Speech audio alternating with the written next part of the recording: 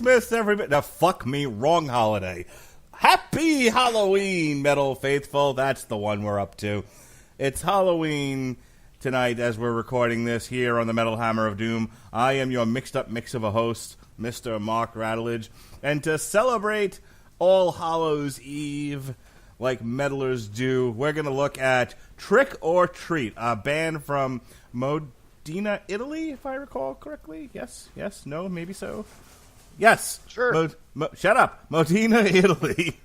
A power metal band, Trick or Treat. They released a covers album earlier this year called Reanimated, which, as I've been told, is a bunch of anime cover songs that were popular in Italy.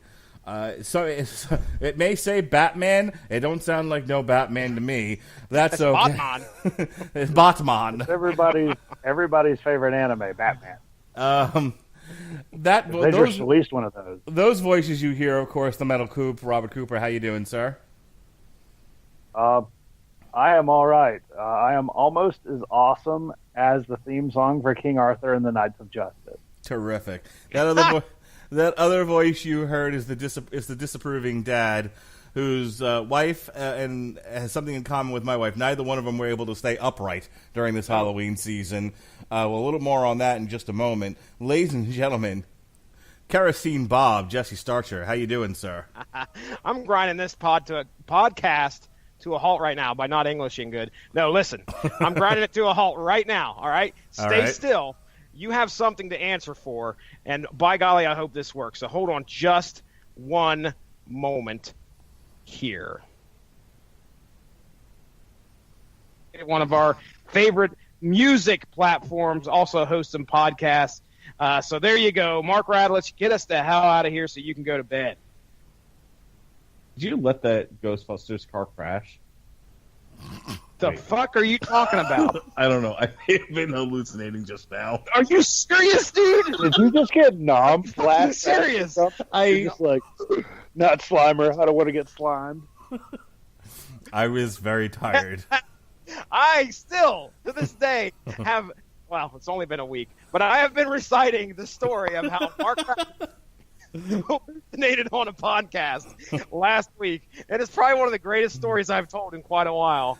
What has been the general consensus when you tell the story?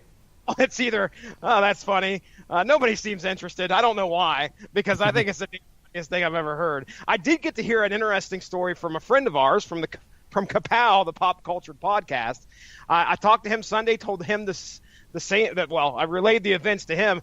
He had actually told me a story about how he fell asleep at work, but in the midst of falling asleep, he was in the middle of typing a memo, and he proceeded to type out what he was dreaming. Nice. Which is one of the crazy. He said he started like typing about how this one guy was like there was a big conspiracy against him. He wakes up and realizes what he has typed, and you know, to this day he thanks God that he did not hit the button. So we're going to get to the music in just a minute, and boy, is there a lot of it. But I just want to, since it is Halloween, I wanted to talk with Jesse and Rob about how they spent All Hallows Eve. We took we went to the Richie Rich neighborhood where my in-laws live and took the kids trick-or-treating. My daughter told everybody that she was a mermaid princess. My son told everybody that he was Bowser from the Mario Brothers games. And then my nephew, we decided next year needs to go as a home inspector because he kept walking into everyone's house. Nice. How old is he? He's 2, I believe. Okay, yeah, okay, that's cool. I was going to say we might have an issue if he's like 16 or something. I don't know. Where's the soda at? Where are the bitches? But no, he's 2 years old, and he thought Halloween meant he got to go into everyone's house and go like through the refrigerator or some shit. I don't know. My kids were less interested in the candy and more interested in telling everyone what their costumes were. This was always a thing every time they went up to the house. So that's how here's how I spent my Halloween. Right, I took the day off of work. I watched Halloween 2 again. Then we did an on trial for it. It's in the archives. You can go and listen to it when you're done with this podcast. And then I went to the heart doctor, Jesse Starcher. Oh, boy. And the heart doctor said my EKG was good, my blood pressure was good, everything was good. He said the only problem is you're fat, you should lose weight. I had to hear that from the doctor today, as if I didn't already know. Yeah. Fucking Captain Obvious with a white fucking coat on. Yes. Like, Well, hey, I mean, if they didn't tell you, you'd be like, wait, where's it at? It's like a Garfield comic I read once where John was like, it's a lot of, always, every time I eat, there's going to be a cat hair in my food. Let me show you. And then it's him digging through the lasagna and Garfield at the end being like, oh, I forgot to put this in here. I feel like if you went to the heart doctor and they didn't say something like you need to lose weight, because that's what they said to everybody, I think. Like, I think it would be more of a problem. Like, you'd just be like, wait, where's this declaration that I already knew? well, it's like I almost feel like he thinks I'm going to react like Peter Griffin on Family Guy. He was like, wait, I'm fat? Me? And then he's like, here, let me show you. And then he's going to throw like an apple and a notepad or something, and it's all going to orbit around me. Like, I get it. I know. Ouch. I've put it's a Family Guy joke. I'm aware of my condition and that it needs to be corrected. But despite the fact that I'm morbidly obese, apparently I'm also heart healthy. I don't know how I managed that, but I had a good. He's just like, yep, come back in a year. I don't need to see you again for another year. I'm like, terrific. Nice. Nice. You in hell. So then, drove to the in-laws. We had hot dogs and tater tots at the Richie Rich in-laws, and then we took the kids around. And it's funny, when I was a kid, like, I don't remember. I don't know how far back I can remember trick or treating, but I remember the memories I do have. We would conquer the fucking neighborhood, man. Yeah, I was telling my sister-in-law, like, my friends and I went trick-or-treating by ourselves. We would conquer the neighborhood, plant a flag, and burn the crops. We went everywhere. There was no, we would go for hours. Like, we had to be called home. I remember one Halloween, like, my mom sent the cops out looking for me because she was like, when are you coming back? Like, I was gone for so long. My kids, now granted, they're 7 going on 8, 4, and, my nephew is 2 years old. And they made it once around the block, and they're just like, oh, so long. Yeah.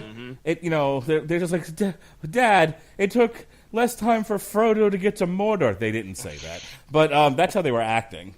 And they were like we got to go inside. It was like 7 o'clock. When when they just fucking threw in the towel. Like, y'all a bunch of wimps. No kidding. Damn millennials.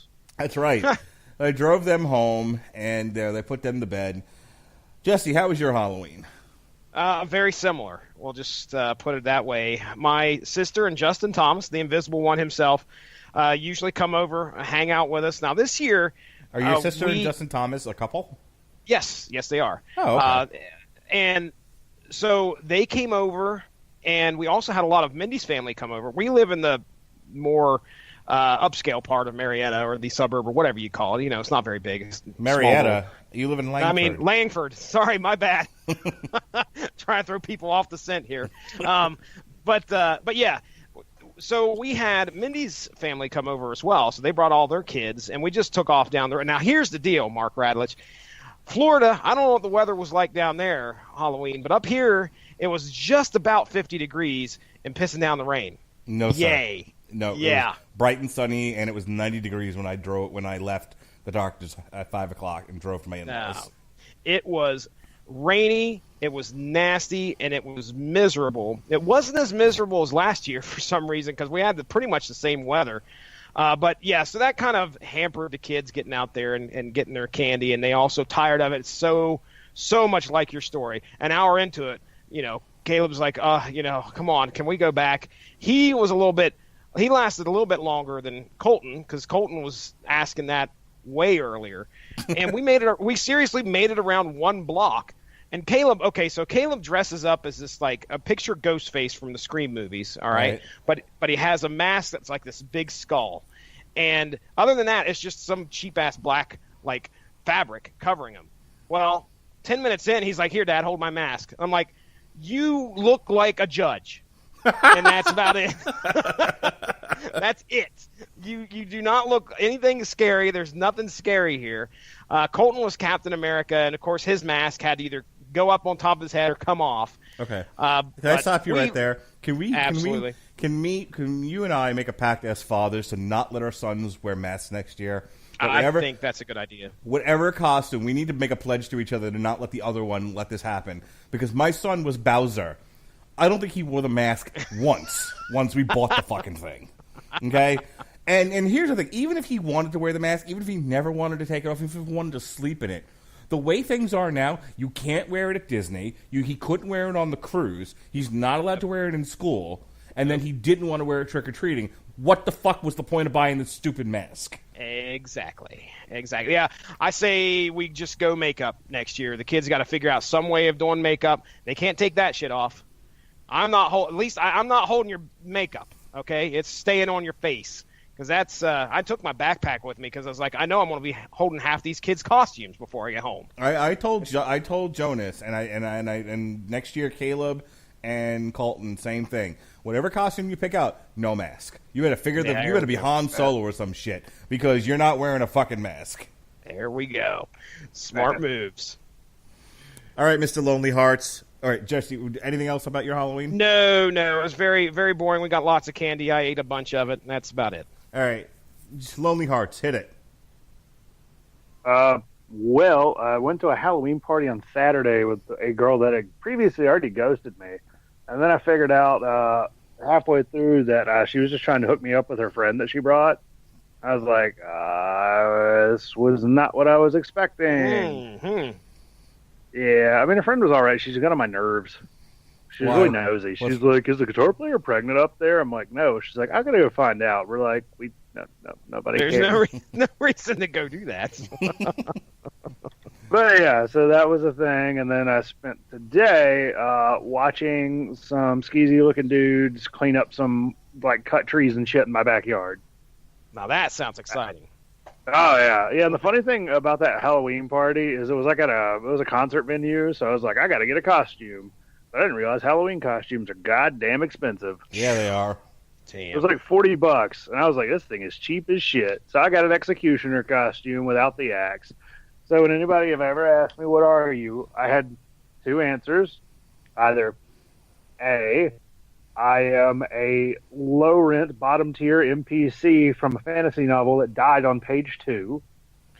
Or I am the porn version of the mountain from Game of Thrones. Game of Bones. Foothill. Boom. I think next year I want to get a denim vest and wear blue jeans and walk around and just tell people I'm the one-man gang. That's awesome.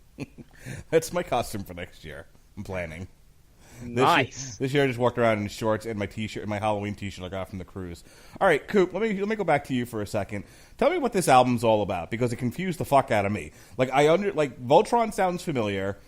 Batman did not. Gem did not. None of the rest of this sounded at all familiar to me. And some of this I wouldn't have known even if I've never watched like Pokemon or anything like that. So some of the stuff I wouldn't have known anyway. But so a lot of this, it's supposed to be covers, but none of it sounds familiar, and a lot of it's in Italian.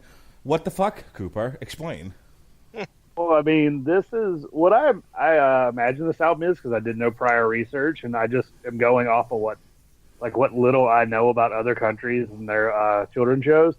So, anime was actually very popular in parts of France, Italy, and a lot of like South America, especially like Brazil. So, what this album seems to me is it is the Italian covers for a lot of these cartoons and anime, but kind of like how we had our own, because we had our own American covers. Like theme to Pokemon that you've heard before is definitely not the Japanese one. We just made an American one because it's more American. That's right. Yep. So this is because I actually don't know what this one. David Giorno Amica Mio. I have no idea what that is. I think that's so like David. Say that again. David Nomo Amica Mio. I think that is David the Gnome. It wasn't I've that never heard of David? I think it's David the Gnome. I'm going to look it up, but go ahead. Okay. because at most of these I have at least cursory knowledge, or I've straight up watched the show and like it. It's just I didn't know this version of it was like. We'll get into it, but this album is what I'd probably see as these guys covering some of their favorite songs from their childhood. All right, Like, just giving them a metal twist. well, let's get into it. We're gonna do now. There's a lot of tracks on here, fairly lengthy tracks, as a matter of fact. We're gonna play 3 at a time, and then we'll talk about each one in kind, and then we'll play another 3 until we get through this, so that way we're not here for 12 hours. And then I start fucking hallucinating again. It ought to be fun. I would like to avoid hallucinating tonight, if I can help it. All right, so here we go. The first round here. Okay, we've got Voltron, Batman, and Cinque Samurai. Here we go. From days of long ago, from uncharted regions of the universe, comes a legend. The legend of Voltron, defender of the universe.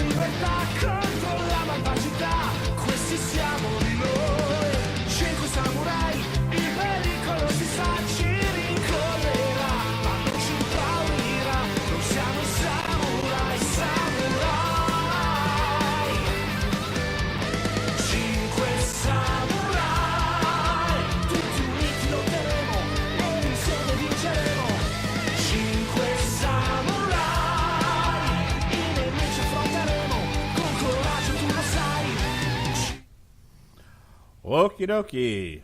Smokey. Robert Cooper, explain the Batman. Explain the Batman one to me. The Voltron, very familiar. That's exactly the theme that I can recall from back when I was a kid. And I was a huge Voltron fan back in the day. Voltron, Thundercats, He-Man. It was all the shit back then. Transformers #1. All 3 of those tie for #2, in my opinion. G.I. Joe, #3. But so like Voltron, I have no idea what they're going on about with that Batman song. That's no Batman I've ever heard, and I don't know what a Cinque Samurai is. Oh, I can explain, because I looked up these. Some of them I can just recognize. Like, I'll tell you as they go. Okay. Like when I looked at them. So Batman, I've never heard it before myself, and it really threw me off because I was like, oh, we're just gonna. I was expecting like, I've heard, I guess. I was picked expecting this album without realizing these guys were Italian. Okay, I was expecting Batman the Animated Series. That was not that. Same here. Well, I mean, apparently this, from what I'm going to gather, is this must have been the Italian theme for Batman. Just looking at, like, you know, when the date of a lot of these shows, most of these shows are 90s, shows that were really big in the 90s and released in the 90s. So that's what I'm going to imagine, is that this is their, you know, just Italian Batman and not the porno. But I'm assuming, but what you're saying is this is Batman the Animated Series. It just had a different theme to it. Yes, I'll have to double check, but I'm pretty sure. Then Cinque Samurai is actually the theme for not Saint Seiya. That's later. It is for. Is it the Five Samurai? Is that what Cinque stands for? Is 5? Yes. Okay, I'm just trying to remember what. Ronin Warriors? Yeah, it is Ronin Warriors. I'm trying to remember what the show was called in Japan, and it's just like, do not know why. Legendary Armor Samurai Troopers. Yes. At least that's what I'm coming up with the wiki here for Ronin Warriors. Known in Japan as Legendary Armor Samurai Troopers. Yeah. Yororin Samurai Trooper. Which is all on. Was that supposed to be Italian? Actually, that was Japanese. That's the Japanese shit, dude. But it's actually funny. The original is on actually streaming on Crunchyroll. The Ronin Warriors dub of it, I think, was only available for like a small window in like 2006. But like every time I've tried to find the DVD, it's like $200 on eBay.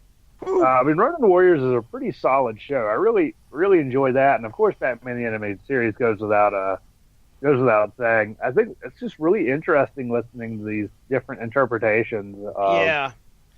I wish I had the opening, I guess the intro to go with it, just to kind of match the images to it. Maybe if I had with some translations. We're coming in. This is our last covers album, isn't it, Mark? Yes. Yeah. After this, we're done with this month. Yeah. What I've thought, what I've noticed is that a lot of times when we listen to the cover, whether it be stuff off of this album or any of the previous albums, I'm like, man, I would have loved to have listened to the original just to see what their take is on it. If they're adding way more flair, which usually they are, I think that each one of these songs as we go through this album really stand out musically. I mean, Trick or Treat knows their shit when it comes to playing some stuff, but I don't know. Is that general enough for you? Playing some stuff, but they I instrument don't know. Good. They played them their instruments, so they have them their guitar leaks. But it's interesting to hear this stuff because I have no clue as to what they're either trying to cover. If they're covering something, it's almost all brand new to me. The Voltron stuff, the thing is you guys know Voltron so well, which, by the way, great job on the Voltron season whatever you guys just did. I listened to that there, I think, last week. And, I'm catching up on all my podcasts. But I was going to say, when did we do that? That was a while back. We're about ready for the new one. Good. Way to stay on it. I'm on it. The good thing about the Voltron intro is I'm pretty sure they took the Toonami intro with Peter Cullen voicing it. Yes. Okay. Which was so cool because I'm like kind of a fanboy for Toonami in a way. I was going to say if you just played that cold without telling me that it was from it was Trick or Treat playing it, I would assume that was the old Voltron theme, including the voiceover. And I'm sitting over here not watched one episode of either the new series or the old series. Oh, Jesse Starcher, you are a derelict parent. Then you need to sit your boys down and make them watch Voltron. And when your oldest one's like, "Dad, this is boring," you hit him upside the fucking head. Okay, when you tell him this is some of the best television ever produced. All right. Okay, sure. Which one? The original? No, the new one. I know, I'm just messing with you because, like, the original, I have a lot of love for '80s combining robot anime, Which, funny story, I don't know if I think I told this story on the original Voltron podcast, but one of my favorite things to do in community college was when people would bring up Power Rangers, because that's my shit. I would get somebody... Hang on real quick. My daughter apparently is into some new Power Rangers. I'll let you continue your story, but just give me half a second. So the other day, I was annoyed about something that was going on in the house, and my wife had pissed me off about something, so I was just stewing. And in the middle of my stewing, my daughter needs to tell me that she's discovered a new fucking show. And I'm like, all right, what nonsense are you watching now? And she's like, it's Power Rangers, but it's not the Power Rangers you know. And I'm like, in my head, I'm like, all right, that doesn't tell me anything. There's 900 different Power Rangers. Yeah, I was about to say, you should have called me for this one. Yeah, I was just like, you know what? Like, shut up, Lily. Talk to Robert Cooper. He knows about this stuff. But she was going on and on about it, and I'm like, all right, I'm trying to be like a good dad and not, and not just shit on it. Shit on it, right? And I'm trying to listen to her and not let my what's going on in my own head affect the fact that she's trying to bond with me by telling me about this new show that she likes. So I'm trying to be patient, and now I'm starting to ask questions. I'm like, okay, I know that of all the Power Ranger shows, the Zords turn into different things. Some are dinosaurs, some are animals, some are whatever, some are ninjas. I'm like, I asked a simple question, Robert Cooper. What do the Zords turn into? And she looked at me like I had shit coming out of my mouth. And I'm like, and she's like, wait, what? And then my wife tried to translate. She's like, what do the robots turn into? And she couldn't answer the question. You're watching the show. What do you like? Am I missing something here? Or are there shows where the Zords don't turn into shit? Which show? Which one was it? I don't know. She's sleeping. Want me to go wake her up? No, please don't. Okay. Well, I'm trying to think of what she could have run across, because if it's the new series, Ninja Steel, that Japanese series, Ninja was poo poo. Okay, that might be it. That might be it. By the way. Yeah. It's probably the new one. So what it is, it's a drag. I remember the blue one's a dragon. The red one's like a humanoid robot, actually. And then the other three are just inconsequential Japanese and, just kind of mythical Japanese creatures. Okay, well, I'll have to look it up. She thinks this show is the fucking shit, by the way. I mean, you know what? Like, that's cool. If she ever needs some suggestions for good seasons, I got it. She's too young for you, buddy. Keep it in your pants. Dude, calm the fuck down. You just made this weird. That's my job, dude. I'm just trying to I'm sorry. You just said that your daughter's getting into one of my favorite things, so I'm just trying to share. Stop hitting on my 7-year-old daughter. She's way too young for you. Jesse Starcher. No, you were telling a story. I Go wouldn't ahead. teach kids. This sounds really creepy.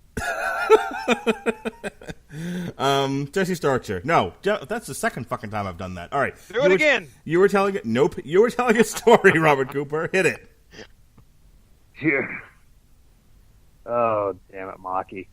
So, anywho, when I just bring up Power Rangers, I remember there was a time I found a fucking Power Rangers VHS tape from, Salvation Army, and I'm like, guys, check this out. An ancient relic from the past. And some noob just pops in being like, oh, they just ripped off Voltron. And that is when I got my know-it-all glasses. Yeah, technically. I was like, well, actually, sir, the giant robot, the giant combining robot was created in the 70s. Just me going, and I'm like, besides, they had combining robots in Tokusatsu before Voltron. And they were just like, well, no, it was a ripoff. I'm like, all right. And I pulled out my computer, and I'm like, own this, bitch. Oh, no. Yeah, I was total just fucking jackass. My favorite that's a ripoff story is when I was working in a children's home, kids who had been removed from their home, mostly teenagers. They'd been removed from their home. They failed out of foster care. They starting to pick up charges, so they were in a behavioral program in Massachusetts. And I was playing the dope cover of Fuck the Police, which Bone Thugs and Harmony had also covered. And the kid only knew the Bone Thugs and Harmony version. Oh, shit. So I'm playing the dope version in my car, because I'd take him to an appointment or something. And he was like, oh, they copied. And I'm like, okay, well, it's not a copy. It's called a cover. And second, This isn't the original. The original is by a group called NWA. They're like, no, the original is by Bone Thugs and Harmony. So then I dropped him off, tied bricks to his feet, and threw him in one of the cranberry lakes. And that's why I work in a jail. And that's why now I work with adults in a jail. Are we ready Are we ready to hear the next three? Yeah, let's do it. Let's do it. Oh, that's right. So it was like a fucking ninja, a dragon, a dump truck, then two other, like a fucking dump truck for some reason. What is it, a bunny? And then this is just dumb. No wonder this series is so goddamn awful.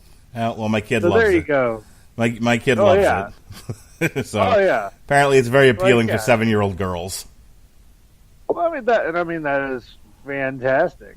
I'm gonna be that cool one day. Okay. Just sounded weird. Yeah, that did. All right. Speaking of weird, here's the next three.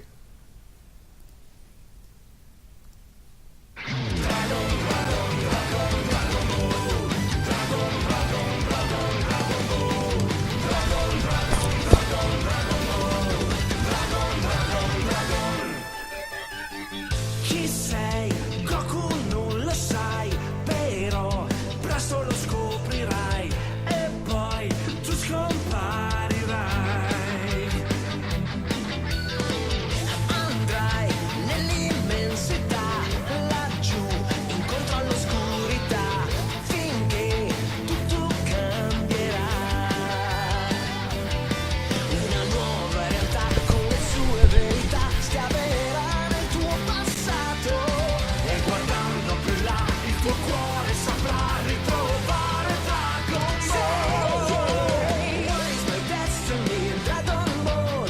Io so che tu lo sai, Dragon Ball. perché non c'è un drago che sia grande come Dragon Ball. What is your destiny? Dragon Ball. Tu non ce lo dirai, Dragon Ball. Lo prenderai e già lo sai che il buio vincerai.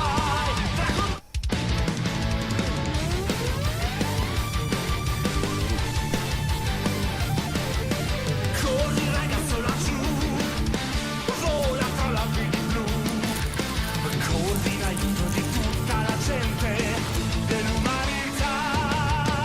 Corri e va per la terra, vola e va tra le stelle, tu che puoi diventare un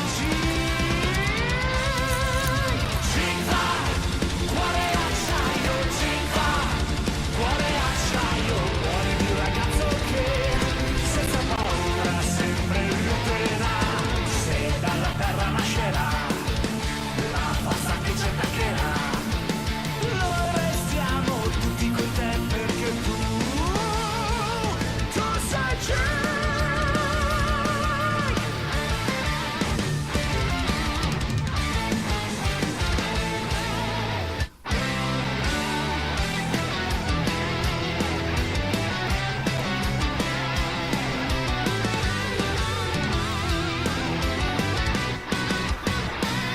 Il mio nome è Jen, sono una cantante, bella e stravagante, ballo rock and roll, vesto sei elegante e certe volte ne sei, sono esuberante.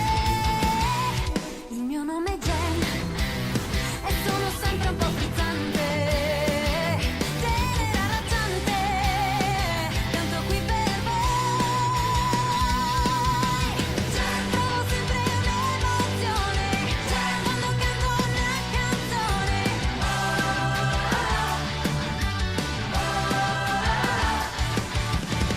Canto sempre con passione e con molta decisione.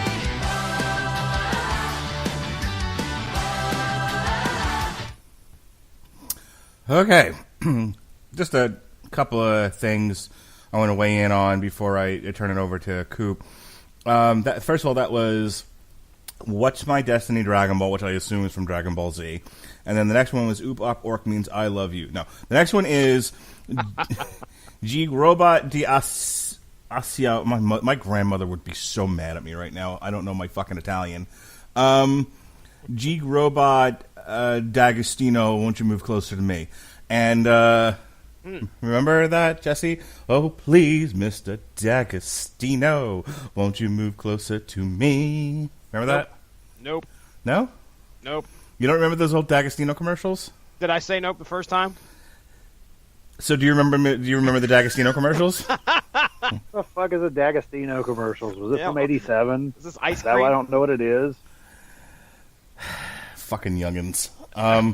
God Sorry, damn I it. love doing I'm that. sorry I didn't grow up in your local TV market, Mark.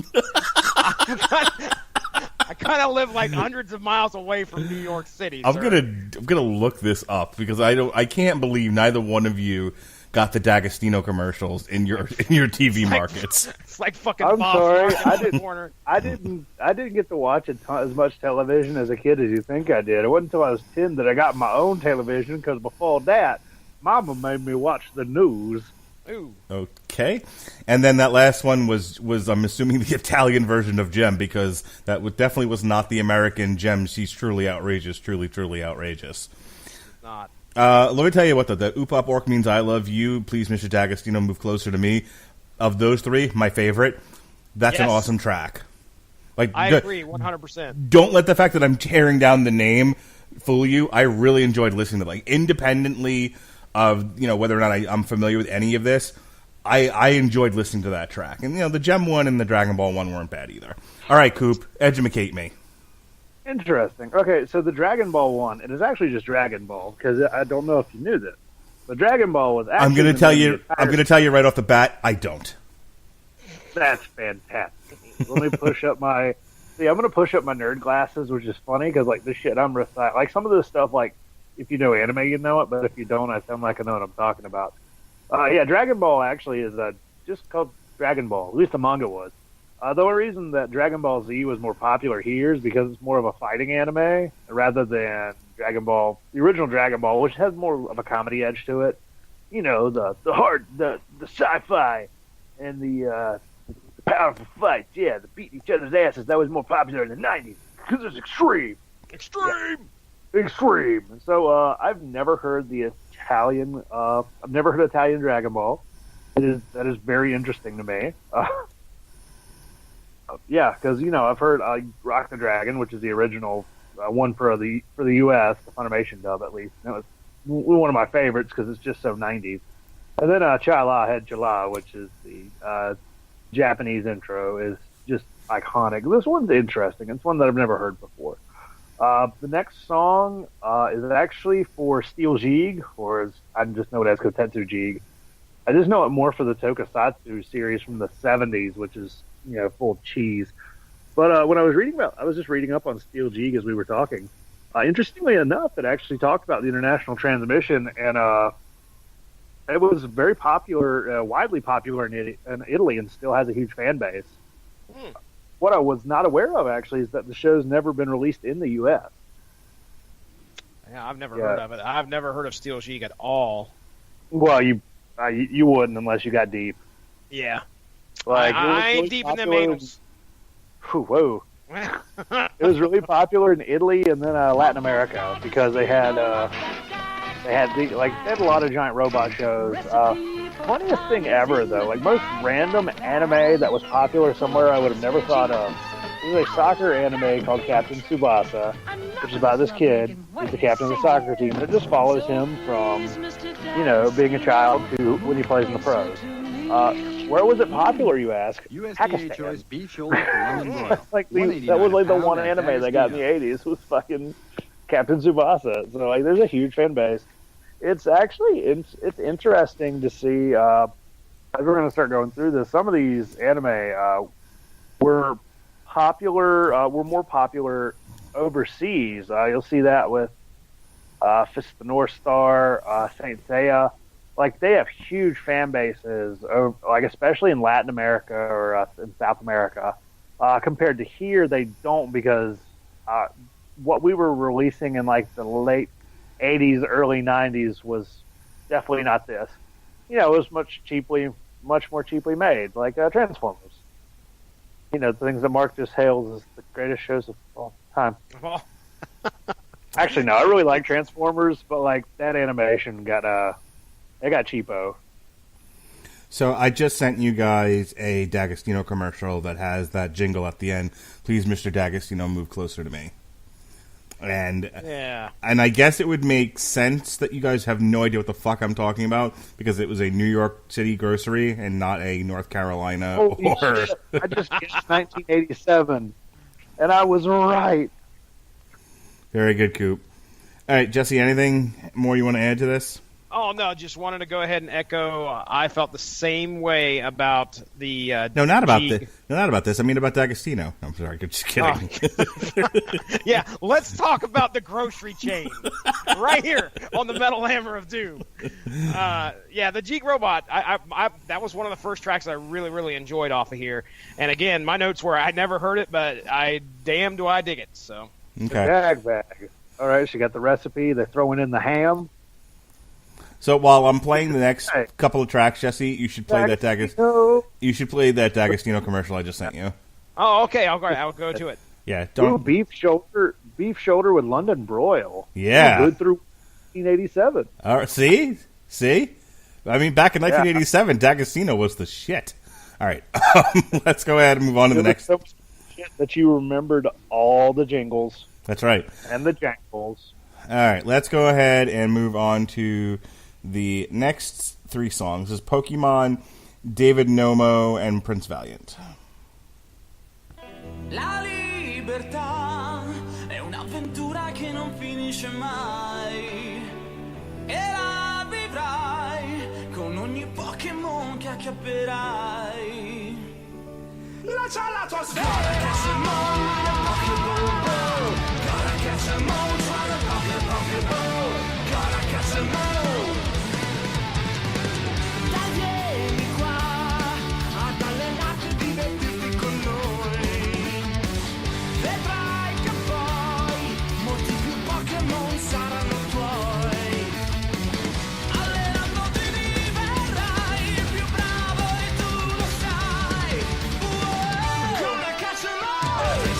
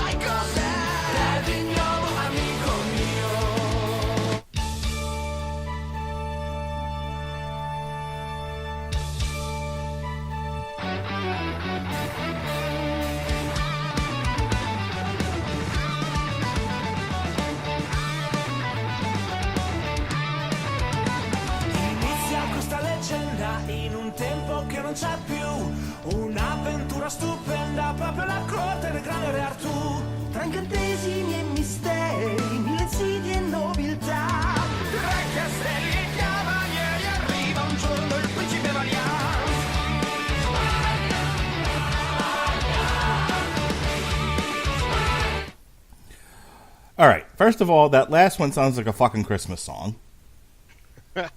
Okay. Like Dominic the Italian Christmas donkey, hee haw hee haw. I mean, it doesn't sound like the greatest Christmas song I've ever heard, but it does. Glory to the world, the newborn man. I ate a sandwich. Yeah, whatever. However it goes. But Jesse, you know what I'm talking about, right? Oh yeah. You could feel you could feel kind of like the folk elements coming out of it. Also, Let's say that Prince Valiant one. That sounds that had a Christmas. It sounds just.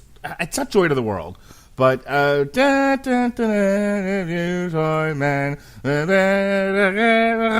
That one, you know. Yeah, that one with the Wookiee in it. What's I remember. like you're coming on to it. You're like, "Row." No, you know what I'm talking about, though, right? I guess. I mean, I guess you could mistake it for a I Christmas heard song. it. I think it just had like the jingle sound to it that you hear in most of your Christmassy But music. no, it's a specific one. Joy to the world and fuck all the men. I don't know how it goes. Joy to the world and fuck all men. Fuck all men. This sounds like a very interesting porno, and I don't know when to stop looking. You know what I'm talking about. You're gonna hear Christmas music this season, and you're like, and you're gonna hear that. You're gonna think "Joy to the World, fuck all the men," and then Prince Valiant. Thank you so much, Mark. Thank you You're so welcome. much. That's what I'm here for. What is Prince Valiant actually from, Robert? Okay, so I had to do some research because I had no effing idea. It was actually an American TV show from the early 90s. It was I don't know when it was imported over. I actually read that they finally just released a DVD set of it, but it's more or less the story of King Arthur rising to the throne, but in like a family-friendly way. So it sounds kind of shitty. It was on the Family Channel from 91 to 93 and a total run of 65 episodes. Had that long run. Was the show called Prince Valiant? Yes. Yeah. Legend of Prince Valiant, according to this. So can I tell you how many times I've said that, and all I can think of is Prince Valium from Spaceballs? Hey, here. Hold on a second. Oh no. Love that D'Agostino, love that dag. Recipe for fun is in the dag bag. Love those veggies. Oh, love that meat. Enough of this lovemaking. What do you say we eat? So please, Mr. D'Agostino, move closer to me. USDA choice beef shoulder for London broil. $1.89 a pound at D'Agostino. It's a little piece of my childhood right there. I'm so happy right now. Thank you, Jesse Starcher.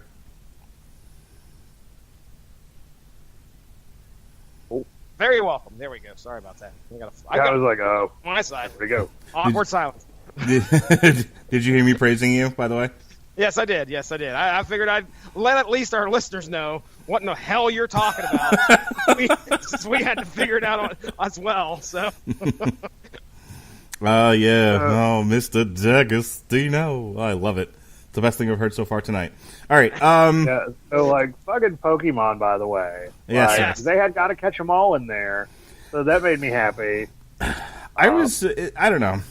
I get annoyed that, like, pick a fucking language already. You know, like, there's, like... like they're Italian. going to drop some English in there. Yeah, fucking Italian, Gotta Catch 'em All. Fuck you. You know what? Like, it was a pretty cool theme. Like, I'm not gonna lie, I still love my I'm gonna be the very best, but I'll take it. Though I didn't realize, I was just watching a video on YouTube today that Pokemon has like over 1,000 episodes, and I'm like, god damn. Of the whole franchise, right? Is that what we're talking about? Yeah, across like all of it, because Okay. I've got like DVD sets of like the first 60 because that's my shit. Even though it was still like kind of animated on a shoestring budget. And then, speaking of shows I've never fucking heard of, David the Gnome. Yeah, buddy. It's a Spanish cartoon. Okay, that remember okay. this one. That also had a really familiar theme to it. That I can't place at all. The World of David the Gnome came out in 80. What was it? The original release, March 4th through September 23rd, 1985. Original network was Nickelodeon. So if you were watching Nickelodeon back in the 80s, you would have caught this. I definitely was. Okay, you probably remember it from back then. I remember just barely remnants of it in my mind. It wasn't a show that I really liked. Do you guys remember Sebastian and the crab? Shit. The No, crab. no. That's what I was going to say. The crab from The Little Mermaid. Belle and Sebastian, I think it was called. The girl. I think it was called Belle and Sebastian. That was about the same time I was watching. Now, see, I got to look it up. About the same time I was watching Nickelodeon, because I think it was on at that point in time. God, the only thing I remember from Nickelodeon is fucking Danger Mouse. Oh man, that's a great show. That was a great Holy show. Shit, And then Netflix redid it. did they? Yeah, You can't do that on television. that's another really good one. Poppin'. Oh my I'm god! getting to the end of this album, and the King Arthur and the Knights of Justice theme. We're going to get to that later. I'm popping for this. Okay, All right. all right. Well, I'll tell you, out of those three we just listened to, David the Gnome's my favorite. Really, like David the Gnome just kind of felt like, I guess maybe it's just because the style of it was more of a, I got more of, not as much of a folk vibe of it as I did from Prince Valiant, but I was like, It might have been also that I looked up Prince Valiant. I looked up David the Gnome and went, oh fuck. Well, like I know I've been spoiled by like lavish multi-million-dollar Japanese productions, but I was like, come on, guys. This reminds me of that what was it, the Tootsie Pop commercial from the 70s that they play Oh yeah. about how many licks does it take to get to the Tootsie Roll center of a Tootsie Pop. All right, am I alone in thinking that was a very homoerotic commercial? Yeah. Fucking dead silence, awesome. I think you're Anal joke. You're just projecting onto this. Trick or treat your anal, Jesse. Trick or treat your anals. Woo! God, I don't listen. This is what I get for not listening to our shows. Metal Hammer of Doom Extra every Monday through Wednesday when an upcoming show. Only 7 minutes of your time. That's all it is usually. We just want to trick or treat your anal a little. Wait till we get to the Rocky IV soundtrack. Some of the greatest commentary ever. When Robert Petra, whatever the hell his name is, getting ready to stick a finger in your butt, you better be ready. Well, I mean, you better be ready, because if not, you're going to yelp and you're going to look like a baby back bitch in front of all the other steroid users. I'll tell you right. I'll tell you, back. Coop, there's no easy way out, okay? There's no easy way out. I mean, there is an easy way out. You just got to kind of brace for it to pull it out, you know? There's an easy way out, but you're not going to like it. Stop clenching. Remember, relax. You're just gonna make it hurt. I have to wonder if there's people who listen to our shows. Like, you want to hear an hour and a half of guys just making gay jokes and occasionally playing a metal song. You better not cry. You better not pout. I'm coming in dry. Fist up to the wrist. All right, here's our next three songs. Oh, nice. Never heard that one. Wow, I've not seen any of this Aquaman trailer. Interesting.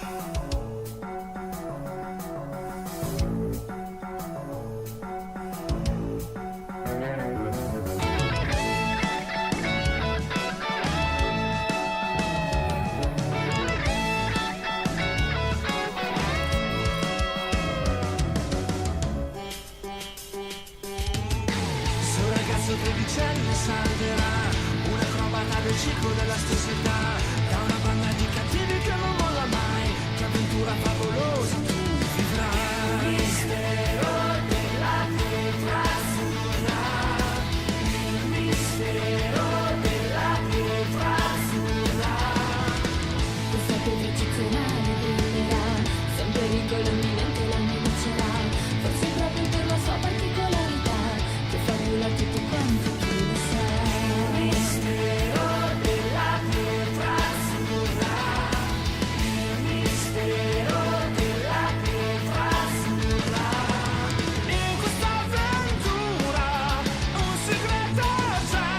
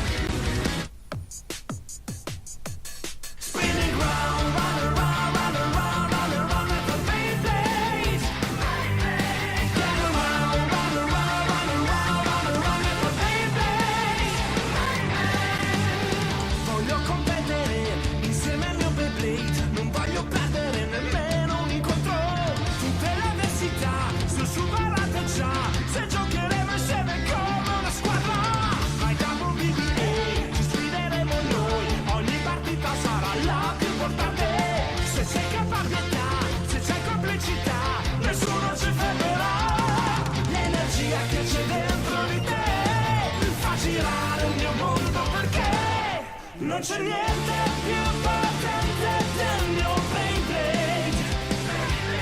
Non c'è niente più avvincente del mio Beyblade.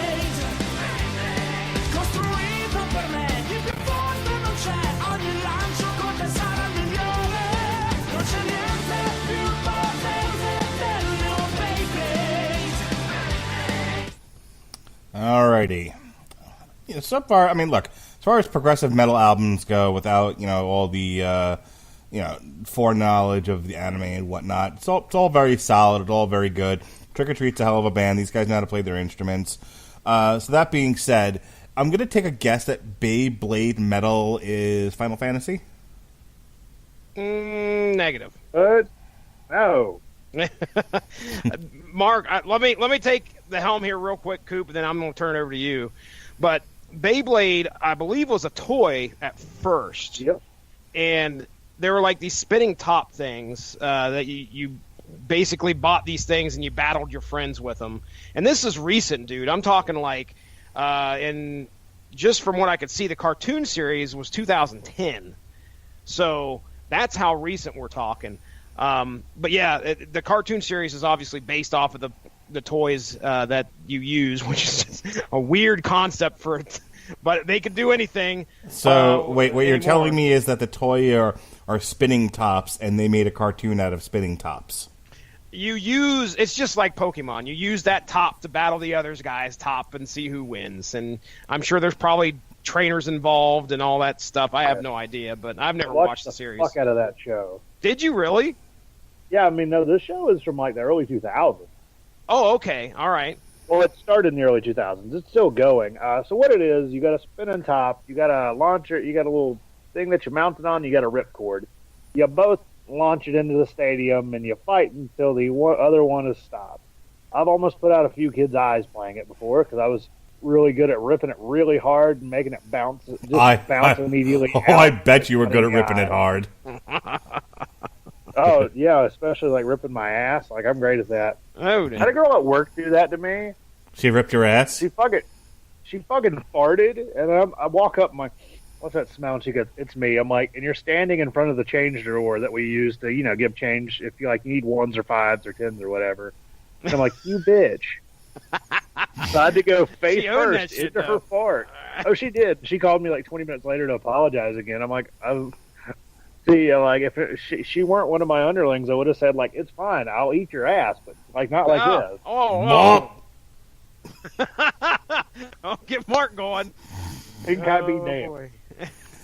Okay, so I'm apparently a fucking old man who doesn't know anything, so let's move on from Beyblade Metal. What is Rey Mysterio Delivers Pizza? Okay, so Rey Mysterio Delivers Pizza is actually Nadia the Secret of Blue Water. It was what the fuck? What? That is the original anime. That's the original the English title of it is Nadia the Secret of Blue Water. It's about a girl who's like a circus performer that is traveling the seas to try to get back to her homeland. Okay, sure. You got that all from the song, right? Yeah. Yeah, it's one of Studio Gainax's, one of their earlier shows. I think it came out in 93, 94. It was really well animated, especially for the time, because they had some really, really good talent involved with it, even though it got kind of fillery in the middle. It's still really fantastic. It's actually a fairly popular show by all accounts. It just didn't really, get off here because we just suck. We got an anime too late, I tell you. All right, and lastly, what is Daytarn 1, let alone Daytarn 3? Daytarn 3 is actually Yoshiyuki Tomino's, one of those anime he did before. You're Gundam. not saying words. The guy's name, he's an old man that hates everything, and like everything he releases is poop.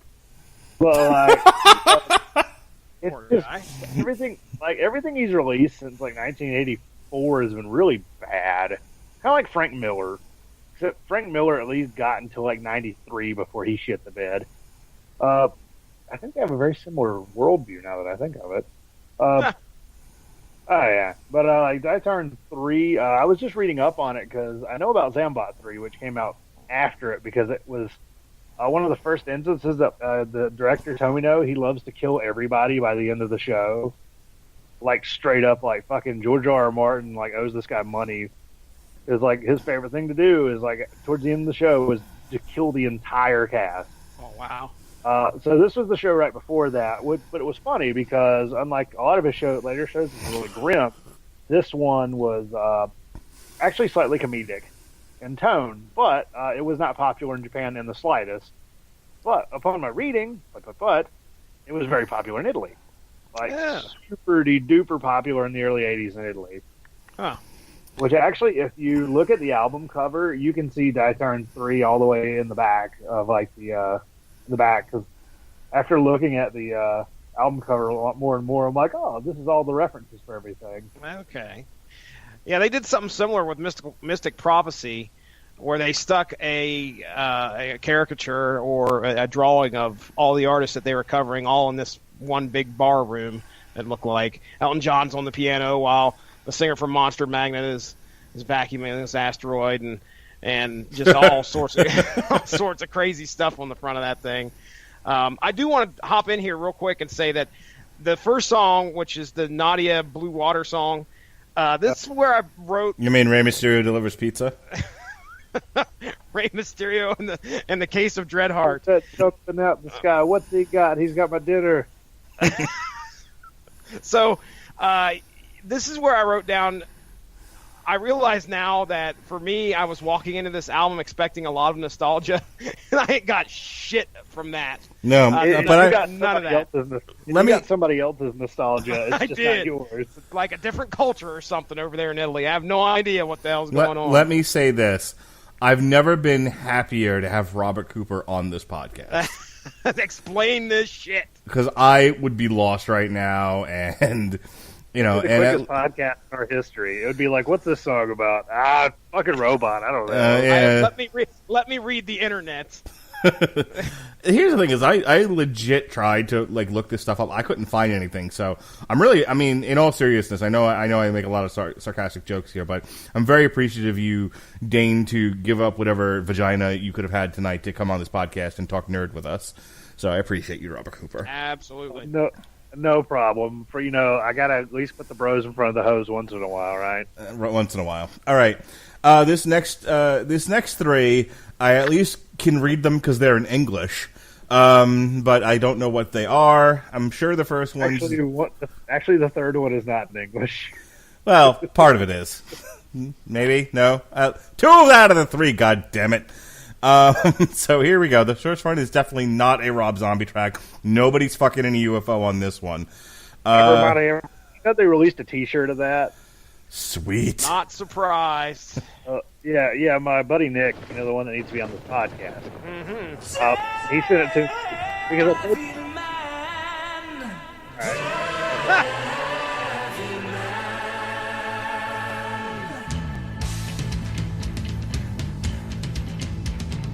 Là sull'Himalaya nella fredda notte buia, misteriosi riti di sacralità. Si sciolgono le nevi, si radunano anche gli avi infernali, sacrificio si farà. Dopo lungo sonno s'alzerà chi dovrà regnare sull'umanità. Devilman, grande uomo diavolo. Devilman, principe del brivido. Dominare il mondo vuoi con la malvagità. Devilman, sarà l'inferno per questo mondo. Devilman, grande uomo diavolo. Devilman, dall'inferno libero. Trasformare poi se vuoi la tua malvagità con l'amore. Devilman, grande uomo diavolo. Devilman,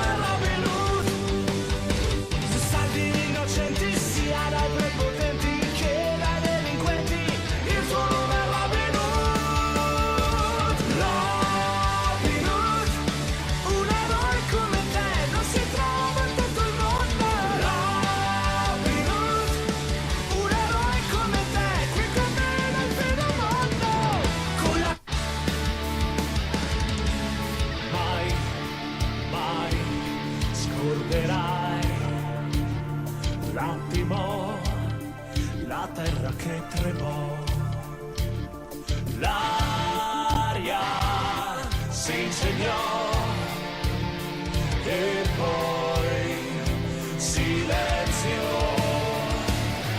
e gli avvoltoi sulle case sopra la città senza pietà. Chi mai fermerà la follia che per le strade va? Chi mai spezzerà le nostre catene? Chi da quest'incubo nero ci risveglierà? Chi mai potrà?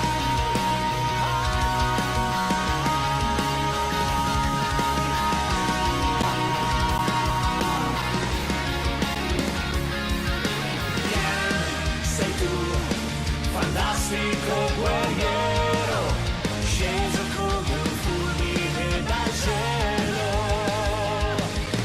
Ken, sei tu, il nostro condottiero, e nessuno al mondo adesso è solo. All right, hit me with that education, sir. Okay, so Devilman, based it's a 1970s Go Nagai manga that was actually really horror based. It actually has a lot of body horror. They just made a new version of it, and it's on Netflix called Devilman Crybaby, and it is fan-fucking-tastic. But the 70s cartoon, he's more of a, almost like a, trying to use words that normal people understand. Like a superhero. Okay. Yeah, he's more like a superhero. Like, he transforms into Devilman and beats the bad guys. Less about the apocalypse and religion and weird shit. It's much more straightforward. And I imagine it was big in Italian? Italy. Wow, I just fucked that one up. Imagine it being pretty... Yeah, so that's the first one. Second one, get this. I didn't know there was a Robin Hood anime. That was a Japanese-Italian co-production. But it totally was. So I imagine that's why it would be very popular in Italy, because they already like anime. They would probably, they'd probably be a little more geared towards the Italian state. And then the third one of my favorite anime that I really need to finish, but I have a lot of love for it, Fist of the North Star. I'm sure we've all heard of it, right? I've seen that one. Holy shit. I know. I knew from looking at it that I was like, Ken, okay, I can't speak Italian, but that looks like Guerrero, so that's warrior. Yeah, that's going to be Fist of the North Star, or Hokuto no Ken, as it is called in Japan. It's a Fist of the North Star theme. He wanders the wastelands of 1990X and punches people, and they explode. That's Fist of the North Star, and then cries manly tears every episode when somebody he tries to save dies. No. Fucking love Fist of the North Star so much. I actually bought it on Blu-ray for all of $40, even though I found out that the reason I could get it so cheap is because they didn't upscale anything. They just put the regular standard definition episodes on a Blu-ray. So it's 140 episodes on 3 Blu-rays. Nice. I'm like, goddamn. Yeah, But yeah, they fucking compacted that shit. Oh yeah, it's pretty great. But I really dug the Fist of the North Star theme.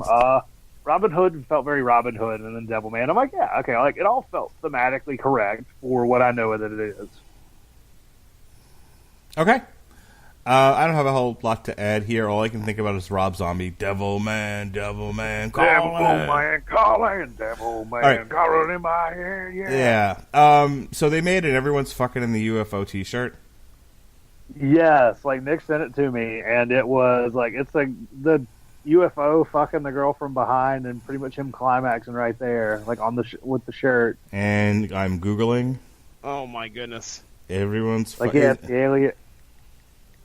Everyone's fucking in a UFO. Everyone's fuck? You guys don't need me to continue the show. Everybody's fucking in the UFO. In a UFO. Like I'm telling you, that is still one of my greatest Christmas memories. After us watching Christmas slasher films, like I'm like, Nick, check out Everybody's fucking in the UFO. So we're watching like that and Teenage Rock God, like as the clock strikes 12 on Christmas Eve. Merry Christmas. And then I put on Aurora Borealis, which is this really fucking awesome black metal band, and it's just sitting there just like screaming. And his girlfriend's just looking at me. Like, what the fuck? Jesse, you may as well like weigh in here and talk because I'm not going any further until I find this T-shirt.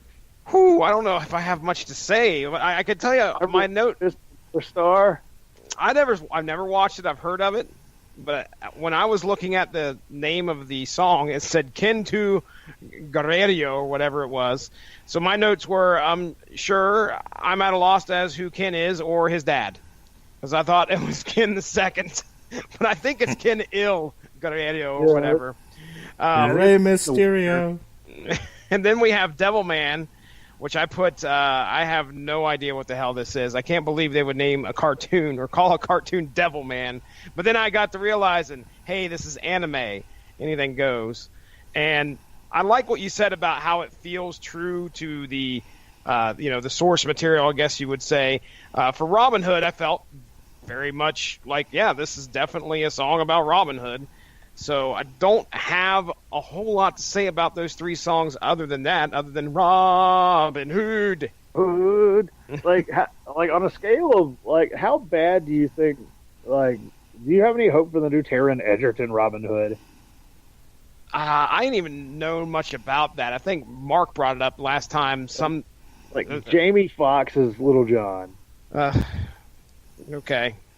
Like, I'm not gonna lie. Like, I like Taron Egerton just fine, but his look is much more for the guy Eggsy from Kingsman. Like, he looks like a chav. He looks just supposed to look like a chav. That's all I can see him as. Okay, so I'm gonna send you guys something without telling you what it is. Sure. I've seen the shirt. No. First of all, I can't find that shirt, but I found something better. I need you to see it sight unseen. Well, let's take a look here. All right. Well, let me look for that fucking link. Yeah, you send me the link to your thing, and I need you to see what I just sent you. Oh no! Oh, yep, I found. Nick gave me. I found that. That's horrible. Wait a second. $20.99. $5.99 shipping. Now that you've all seen it, there's a T-shirt that has a picture of Bill Cosby that says, "Look, either we fucking or I'm fucking." Nice. Oh no, I did not see this yet. Hold on. Let me send the link to this. All right. While you're doing that, let's go ahead and. I just sent it. Oh, I sent you guys the link. Oh, sweet. Let me see this. This is good podcasting. Yeah. Hey, all right. everybody. This is good podcasting. Yep. Oh my goodness. Okay, let's see. What is either we fucking or I'm fucking? Oh no. Oh no. Let's see. Look at that alien dick. I mean, just look at it. Yes. Oh wow! Wow, Jesse. It took me a second time to see what that was. I didn't even notice it at first. That is horrible. Oh, everybody's fucking in a UFO. I mean, well, that one will hurt. Poor alien. I don't know. I mean, they're both aliens, so like, true. I mean, but yeah. As for an O face, the alien gets a -1.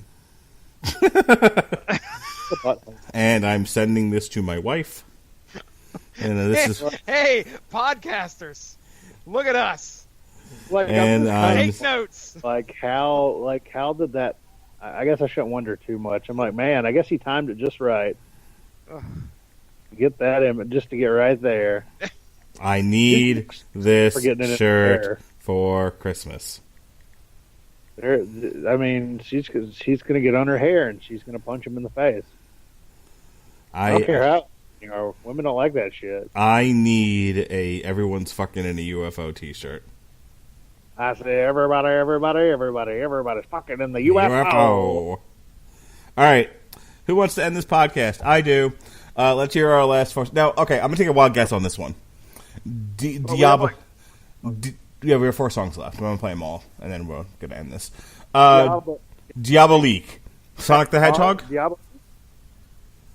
No. Which Damn it. actually, I watched Diabolique. I've never seen it. So Diabolique is its own thing. Okay. King Arthur, the Knights of Justice, we already talked about. Let It Go's from Frozen. Pegasus Fantasy. Final Fantasy? No. Damn it. What's Pegasus Fantasy? Okay. Have you ever? Yeah, no. Pegasus Fantasy is from Saint Seiya, which is the super big. Like there was this trend in the '80s, which Ronin Warriors was one of them. They had 3 different series. It's pretty much pretty boys in armor that beat the fuck out of each other. Like it's pretty violent and kind of bloody. And it was super huge in Italy, super huge in Brazil. We didn't end up getting it until 2004, and they pushed it as like Knights of the Zodiac, but you're trying to push 1989 animation in 2004 and put it on a shitty time slot. What do you expect? Yeah, they don't do so well. And did you ever see King Arthur and the Knights of Justice? Never. No, I've never seen any of this. I've seen Frozen. Like, okay. Holy shit, I'm looking at the synopsis right now. Okay, so when I was a kid, like, my stepdad, like, I was a real young kid. I went to my dad's house, and I wouldn't be able to watch it. So my stepdad said, I'll record you the entire Fox Kids block this Saturday. And, like, that was the only episodes that I had of, like, The Tick and Batman the Animated Series and Gargoyles. So I watched that tape, like, fucking 15 times, you know, growing up. And this was one of the shows on there. It is about a team of football players that are transported to Arthurian times, and they have magic powers, and they are the Knights of Justice. That's great. That is a great concept. And the theme song, like, I remember hearing the theme song, and it is one of my favorite theme songs that is just metal as fuck. So, like, when I was listening, and I'm like, holy fuck, it's the actual theme, I almost fell out of my bed here. Because it's like, that's one of my favorite themes ever. Because it's just fucking metal. And the show, even though it's kind of cheaply animated, it's interesting. Good old 90s cartoon. Gotta love them. Including Double Dragon. I like Double Dragon. All right. In the movie. All right, here we go. Everyone's fucking in the No. This is Diabolique, King Arthur and the Knights of Justice, Let It Go, and Pegasus. Pegasus. I'm like, wait a second. No, I promise. Pegasus Fantasy.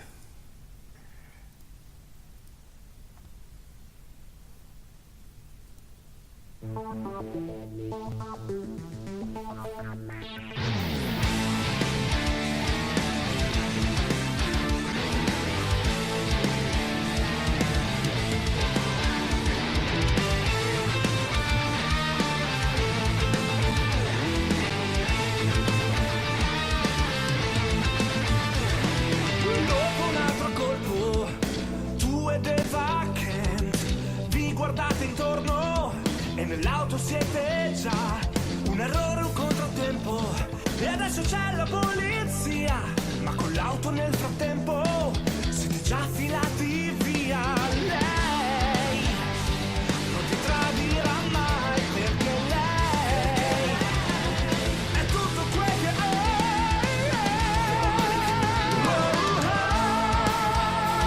I tuoi occhi nella notte sono fari che splendono e il bene e il male accendono. Quando affronti le tue lotte tu fai sempre tutto quel che puoi per arrivare dove vuoi. È un impronta il tuo nome, lasci segno.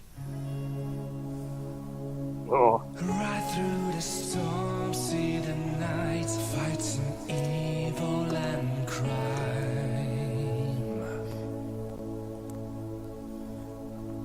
Right through the storm, we the knights of the table round.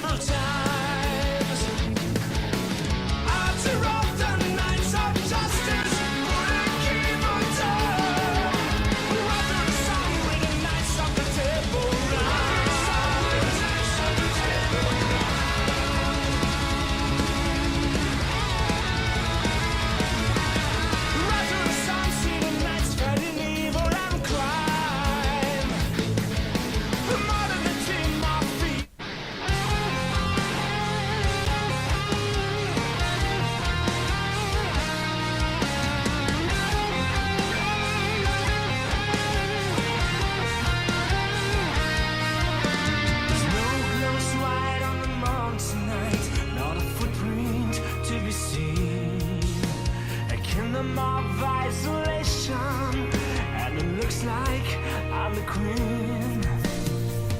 The wind is howling like this rolling storm inside.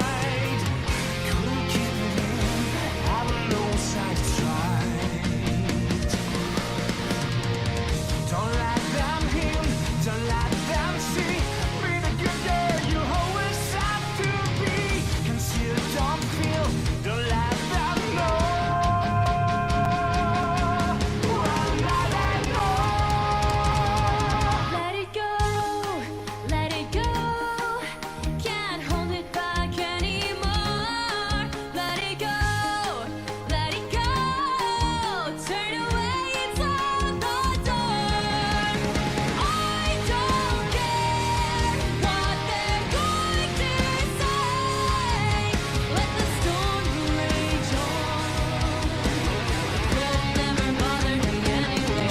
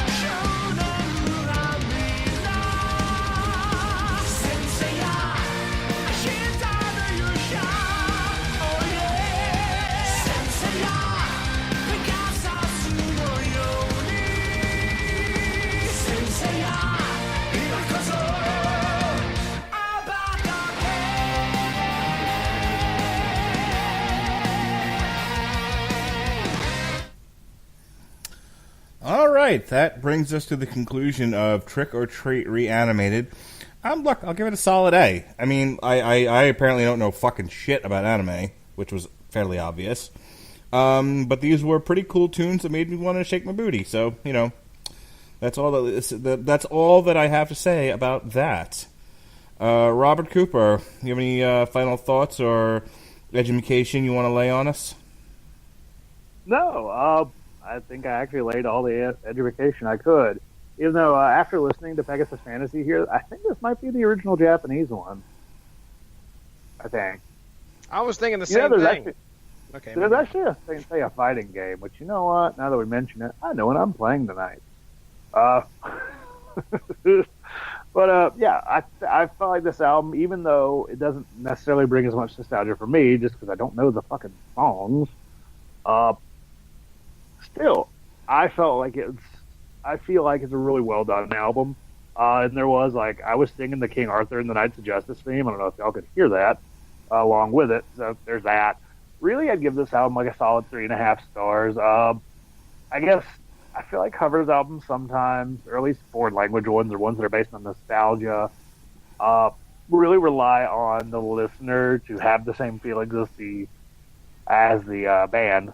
So, I mean, there's nothing necessarily wrong with the album. It's just some of it wasn't really nostalgia for me, but it was still really, really solid. The songs that I knew, they fucking hit on. It was really nice to be able to spill some anime knowledge for one. Yeah, it was a good time. Very good.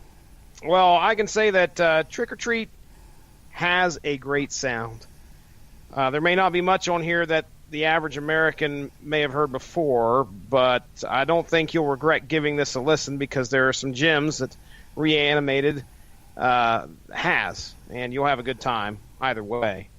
I think we can safely say Trick or Treat brought one for your ass, or as we like to say, they will undoubtedly trick or treat your anal. Happy Halloween. Did it trick or treat your anal? Huh? Oh boy. Yeah, I've dug it. I think you got anybody that has a chance to listen to it should give it a shot. There was a lot that I came out of here. Number one, learning about, and number two, enjoying. Like Beyblade, I think was my favorite. We didn't get a chance to talk about. I didn't anyway. But I just want to say, Beyblade had a neat part in there where they had some harsh and clean screams or vocals. And I was like, man, I kind of dug that. That was my favorite track off of here. So, but other than that, yeah, man, I had a good time. All right. And that brings an end to Covers Month all month long here on the Rattledge and Broadcasting Network. We looked at... Jesse, what was your favorite covers album this month? We looked at 5. We looked at Power Glove Continue. We looked at Monuments Uncovered by Mystic Prophecy. Thank you. We looked at Outlaws to the End by Devil Driver. We looked at Lamb of God in their Burn the Priest costume, Legion XX, and now Trick or Treat Reanimated. What would you say was your what would you say was your favorite, and what was the most surprisingly took you by surprise? Which one took you by surprise the most? Okay, Trick or Treat definitely took me by surprise because, like I said, learned a lot, enjoyed their sound. I wasn't expecting that. The favorite out of all of those is most likely going to be Power Gloves Continue. Are you just fucking because, really? Yeah, dude. And you, the one thing, we both talk about comics, we both talk about movies, we both talk about TV shows, but one thing that me and you really don't gel on is video games. I am a huge, huge fan of video games, listen to people talk about video games and watch people play video games. I know you could probably give a shit less sometimes about the Mario Brothers and stuff like that. So that might be why we're a little bit different there. But I really like Power Gloves Continue. Okay. What do you think? You agree, disagree, or what? No, my favorite was Mystic Prophecy. Okay. Yeah. That one has the absolute best track in the world, according to you. Yeah, hot stuff, baby. Stuff, baby. All over your face. But the most surprising one to me was actually Devil Driver, just because I was never really a big Devil Driver fan. Okay. And and like I said, what I liked about this month was not only did we get a lot of covers and we had a lot of fun discussions and a lot of fun albums to talk about, but because we did the Metal Hammer of Doom Extra, it gave me an opportunity to hear some of the other stuff that these bands have done. And Clouds Over California is my new favorite song ever. I love that song. It's so good. The video is great. I would say of all of the Metal Hammer of Doom extras that we did, my two favorites were Clouds Over California and Suffering Bastards, just because of your reaction. Okay, I think you yelled at "I criminy" at one point. Ay caramba! Yeah, if you haven't listened to it, Cooper, go and listen to just the Metal Hammer of Doom extras for Burn the Priest. Fucking Jesse's hilarious. Talking about taking someone by surprise, Suffering Bastard absolutely gobsmacked me right upside the fucking head. And if you go to the source material webpage, you can watch our commentary along with the video up in the top right corner. So it's there for your viewing pleasure. Yeah, ones that haven't been narfed yet by YouTube. Blocked worldwide. Yeah. Robert Cooper, you didn't get to spend a lot of time with us this month, but do you have any thoughts here about Covers Month? Is there something we could, if we have enough covers albums to do in 2019, something we should do again, or maybe we can make it happen. Lay this gimmick to rest? You want to do another October's is all covers all month long? Of course. Right. What if there are not new covers albums? Should I just throw up a bunch of covers albums from? do that. Okay. Because we're not doing just another cover show where we compete, because I'll never do that with Jesse again. Because he cheats and he lies and he said that he loved me. I hear tears. I'm sure you do. Yep. All right, what do you think? He got his revenge. Okay. Oh, yeah. on my show. I got to make a phone call. Okay. Oh. Okay. Well, later. Okay. Well, I don't have to make the phone call, but I'll probably still call him. Somebody's showing him. Okay. Sorry. One of my coworkers was like, I don't know how to make a bale of cardboard. Can you walk me through it? I'm like, let me call you. Now Okay. I'm off the hook. Anywho, there's this podcast. I'm on it. Funny story. So we've got a podcast in about a month. Throssenblatt. No, we they're on don't. Throssenblatt 4, Great Brunswick Forest. Hang on. No, we don't. No, we don't. No, we don't. You can't I take get that away from bounced. Coop. What happened? It got replaced with POD. Are you fucking kidding me? Fucking POD? Oh, booyaka, booyaka. Here's what I will do for you. We will do an extra show for Throssenblot when you are available and can commit to a day. I'm not planning a month out, and then you're like, oh, I had to fucking, I had to sneak Mexicans over the border. I couldn't do it. So that's how you lost your spot to POD. But if you can commit to a day, we'll figure it out, and we'll jam an extra. We'll do a Metal Hammer of Doom extra just on Throssenblot. I'm off. Funny thing, I'm actually off from the Wednesday after Thanksgiving to the Tuesday the following week. So I'm off that whole week. There you go. Well, I'll tell you what. Do you want to do? I'll give you a choice. I'm gonna give Robert Cooper the ultimate choice. Mm-hmm. Okay, you ready? Yep. Do you want to do a year-end special on January 2nd, or do you want to do Throssenblot? Oh, that's harmful. Ooh. I don't know, because technically we could technically just shoehorn the Throssenblot in like you were thinking. Mm-hmm. Sometime during that week. Which week? That week I mentioned. Pretty much that. What Wednesday. I missed when that was. When were you talking about? It is the last Wednesday, so it's from I think the 27th of November. Hold on, let me look at the date. Welcome to the schedule cast. Yeah, I know. For once, Okay. it's me actually interrupting. So it's from the 28th of November to the 4th of December. I'm off that entire week. Hang on one second. That's Didn't you guys record on Thanksgiving because neither one of you has family you want to deal with? Yeah. We've done that, yes. Okay, why don't you guys do an extra show on the 22nd on Thanksgiving? And it'll just be you two. Okay. Jesse? If you're up for it, Coop, I'll gladly. I'm off. All right. All right, so here's the deal. So we're going to do the Hoobastank show on the 21st, and then you guys by yourself, because there's no fucking way I'm going to be able to be available for this. You guys will do the Throssenblot show on Thanksgiving. Which is so much fun because it's like it's like if somebody took a black metal album and took out the black metal part and just made it folky. I love it. Nice. All right, Jesse. I just spent $100 American to buy their whole discography from them, so that was cool. Oh, Jesse, way it's, to support the band, Coop. That's good to hear. I love hearing that. And it came with a cassette. Nice. all right, it's on the calendar. You're committed now. All right, then. Yep. All right, so with that being said, here's what we got going on in the month of November. Our next show is actually going to be Thursday, November 8th, instead of the 7th, because we're accommodating Alexis Hayna's schedule for a TV party. So the Metal Hammer of Dooms are as follows: Soulfly, November 8th, and then we're back on Wednesdays. Sick of It All, Wake the Sleeping Dragon, November 14th.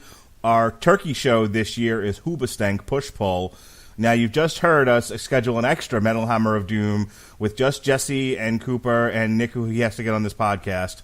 Throssenblot. I probably will not be able to get him on this podcast. The new Throssenblot. I will not be there to make terrible jokes, but Jesse and Cooper can handle it. And then we close up November with POD circles. So which one? So are you going to be able to make all these shows, or are you working? Hey, it'll just depend on what week. Let's see. Let's look at the schedule. This is why you lost your spot, by the way, because of this shit right here. Hey, you know what? I'm a working girl. God damn it. So I'll definitely be able to make Soulfly, because I'll be opening that day. Soulfly. I won't be able to make Sick of It All. Oh. And I don't know about Hoobastank. They haven't released that schedule. Okay. And you're just going to skip POD on purpose? You're just like, fuck POD. Which one's POD? Oh, fuck POD. We'll see. It's the 28th. See how I'm feeling. It was formerly your Throssenblot spot, and I was like, nope, fuck him. And I threw POD on there because I love me some POD, right, Jesse? Boom. Dreadheart in the voice. Here come the boom, ready or not. Here come the boy from the south. All right. Boom. Haha, how you like me now? Haha. All right, that's it for plugs from me. Robert Cooper, do your plugs real quick. I did my plug. That was about it. Like, it's like, there's this show, and then like, oh, I just found out they re-released Castlevania Symphony of the Night. So like, I'm totally gonna buy that like right now. Oh, speaking of which, we had to reschedule that show. That show is now. I don't know if you're gonna be able to make it to that one, Jesse. Rob, you're also invited. December 13th. We're gonna be doing seasons 1 and 2. Cool. That's gonna be on a Thursday night. Remember when I said I didn't want to work Thursdays? All right. He has a problem, ladies and gentlemen. So much content, so little time. He just can't stop himself from scheduling. All right, Jesse, take me home. Sweet home, Alabama.